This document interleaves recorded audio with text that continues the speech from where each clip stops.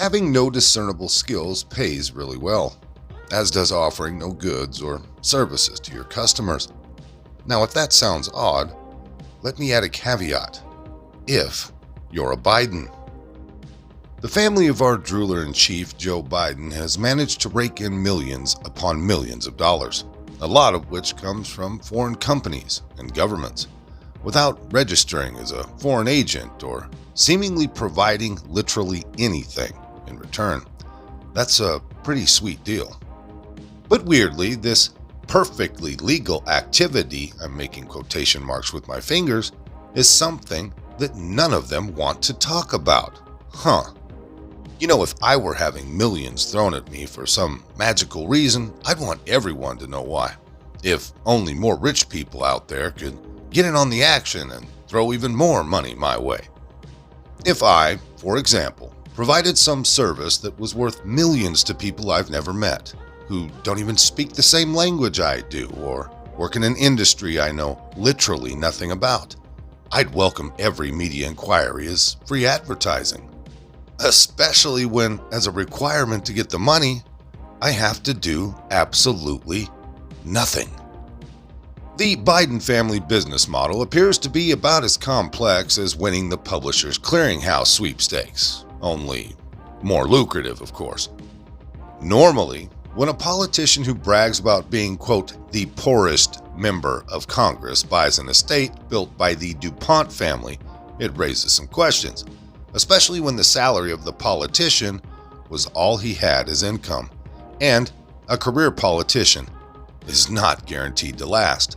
It raises some questions, but Joe did that, and much more.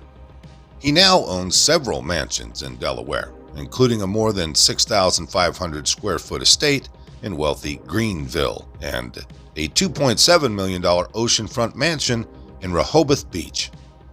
Oh, and that's not to mention the established $20,000 per month Joe pays to rent a 12,000 square foot mansion in McLean, Virginia, after leaving the vice presidency, of course. Old Lunch Bucket Joe sure has access to a lot of money for a poor old public servant, now doesn't he? That should raise a few questions, right? Just as how his degenerate kids and brother, who couldn't hold a real job, managed to parlay a complete lack of skills, ability, and knowledge into more money than the typical American family will see over generations from any number of disconnected overseas industries. Attached to the Biden name, however, those questions are, well, they're not asked. Am I saying the Biden family is the most corrupt in all of politics? It sure seems that way, doesn't it? But they aren't the most corrupt entity in politics. That title is reserved for the media, willingly ignoring even the prospect of Biden's corruption. It's one thing to suspect corruption. It's another entirely to ignore even the possibility.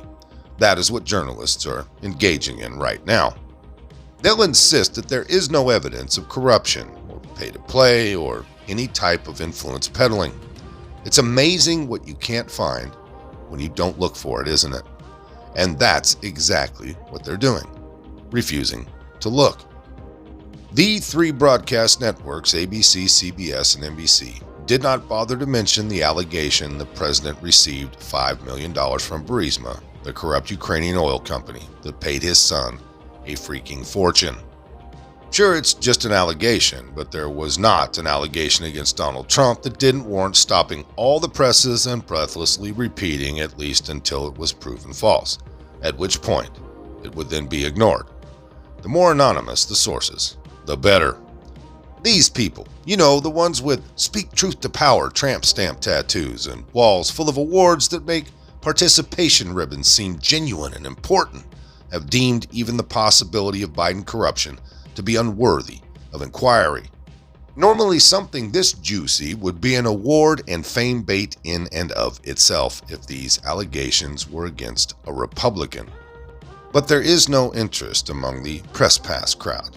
You'd think if they really didn't believe it, they'd work real hard to disprove each and every charge of corruption, if only to make Republicans look bad, right? Now that they aren't, That they've chosen to pretend the allegations don't exist should serve as a testament to the fact that they not only smell the smoke, but at least feel the heat from the fire. To put this simply, they are scared to death of what they might uncover if they looked, even casually, into this web of lies. Now that should really tell you something, shouldn't it? Lastly, Washington, D.C. is a small town, at least in the political world. Nothing being alleged now is new to people who've been around a while. They've heard the stories. And let's be honest, no Biden on record is impressive. Hell, there isn't even a mid-level college that would hire his wife as a teacher. She got stuck with a community college. And yet, with the exception of the granddaughter Joe and the gang refuse to acknowledge, down in Arkansas, quite the family man, isn't he? Anyways, they are swimming in money from no goods or services provided. The only thing more corrupt than that is the complete lack of interest from the people whose job it's supposed to be to hold public officials accountable. Is it really going to take World War III for the media industrial complex to figure out they need to do a better job at picking their political puppets they are forcing on the rest of us, innocent American citizens? Second, he made a statement that's extraordinary. He said that in the United States, there's one system of laws, and it applies equally to everyone.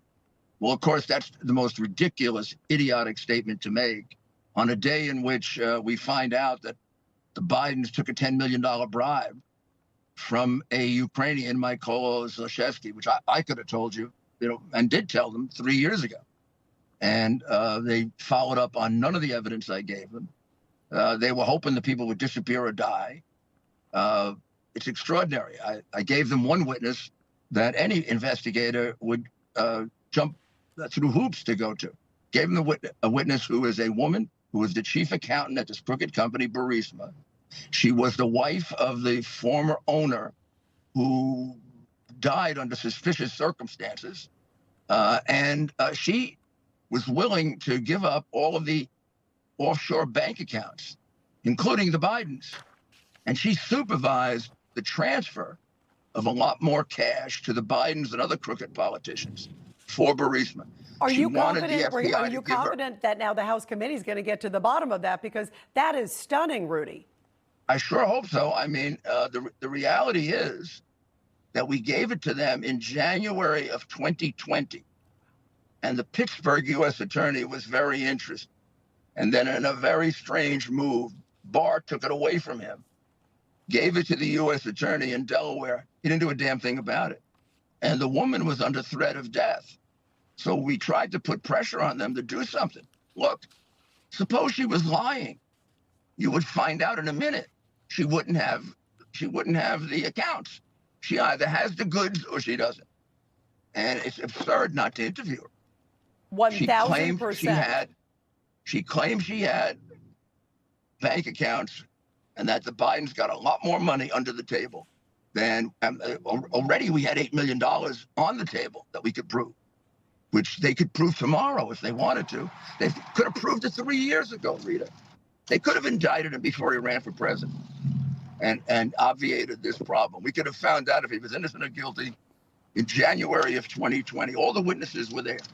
And I have him on tape, like Shokin. Shokin was willing to come and testify. That's the prosecutor who will tell you he was dismissed because they wanted to fix the Burisma case. And he got fired because Joe Biden required the president of the Ukraine to do it. Actually called him 4 times in 6 days and basically hounded him to death. And you have 4 recordings, not recordings, I'm sorry. You have 4 indications of 1-hour telephone calls between Biden and the president of the Ukraine during that very period. Wow, that is stunning, Rudy. And you have his testimony. Oh, by the way, it's also corroborated by his deputy who heard most of the conversation. Most of this came by way of townhall.com. If you liked it, hit that like button. Subscribe if you haven't. Leave a comment down below. There's a PayPal link in the description box, so please put $1 in the bucket on the way out the door. I'd like to thank everyone for all your donations. They're much needed and much appreciated. Now, with all that being said, We'll see you next time. All right. Come on, move. Move. Easy, easy.